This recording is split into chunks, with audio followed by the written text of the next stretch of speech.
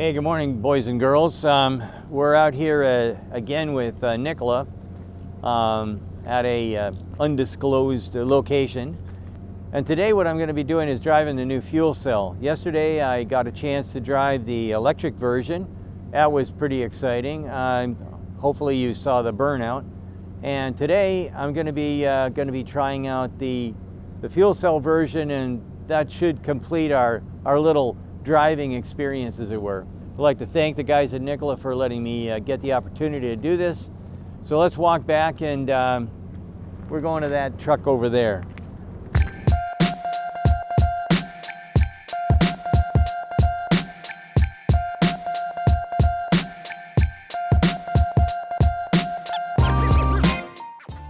Okay, so when you look around in here, you can see that part of the instrument panel is gone and a lot of open areas. There's probably some other instrumentation stuff down below underneath where Zach's sitting. And this is kind of like what you'd see if you're doing a test mule. All this other stuff is just clutter when you're trying to do the kind of information that they're trying to gather. So this is why it looks like it looks.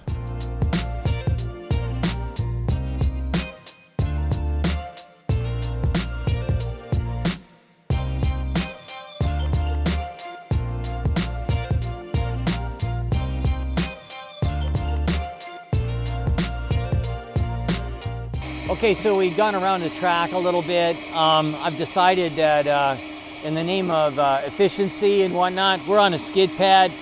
And this is a little different kind of a trail. We're just going to go around a couple of loops. I want to experience what it's like to drive this product, and we're going to leave the trailer on, and I'll remember this time. We're going to drive this product around in a circle a little bit just so I can get a feel for the fuel cell. So bear with us, and we're on our way.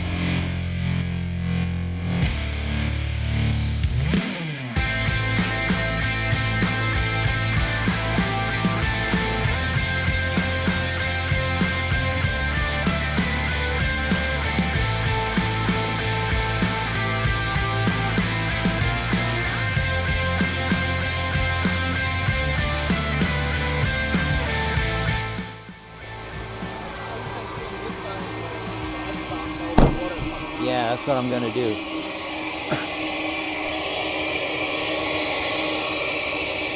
So you might want to come a little closer.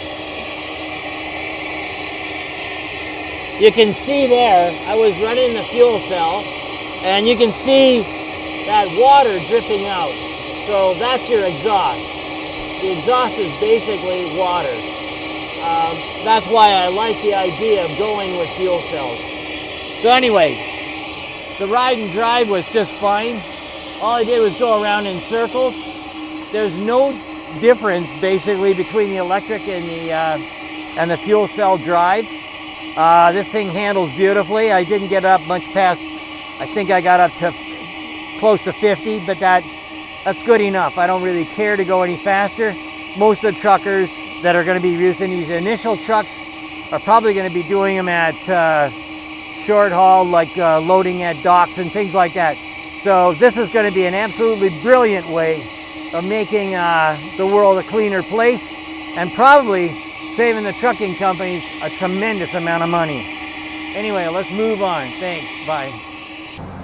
This you could get your license with this in no time flat, comparatively speaking. Because when I had it, you're a gear jammer. I had to do cows.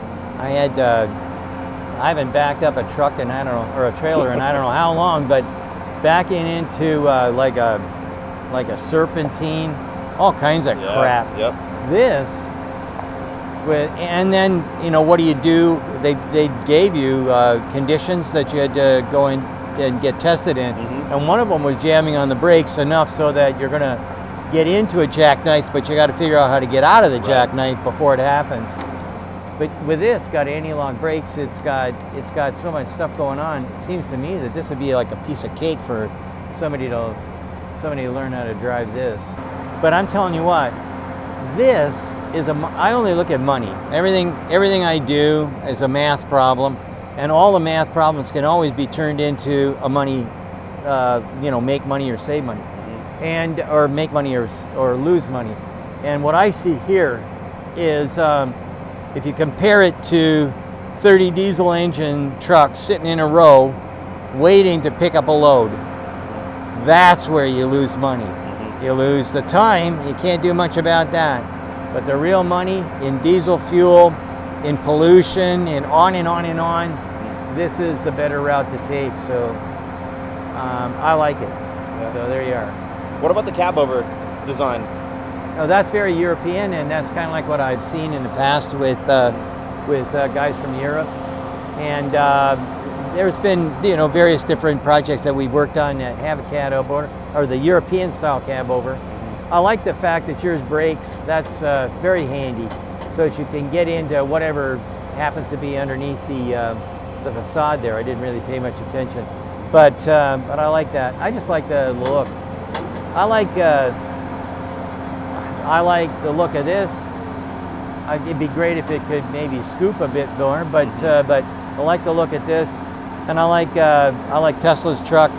I think that the newer versions of trucks are gonna have their own separate style and whatnot, and everybody knows I want to be as slippery as possible if I'm going to have a truck.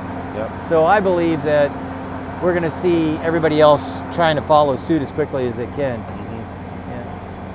Yeah. It's been a great day. Anyway, thanks for absolutely for filming us and everything. Of course, yeah. So let's take a look at the two vehicles side by each. So right here you've got the battery vehicle, and you can see that this back end here now is kind of like wide open, whereas over here you've got another stack of hydrogen cells, which allows them for more range. This is a great, I just think that I love this. I've said this about a dozen times already, but Tesla and Nikola are the only two that I think have really got a good idea of what the future needs, and I'm really excited about this.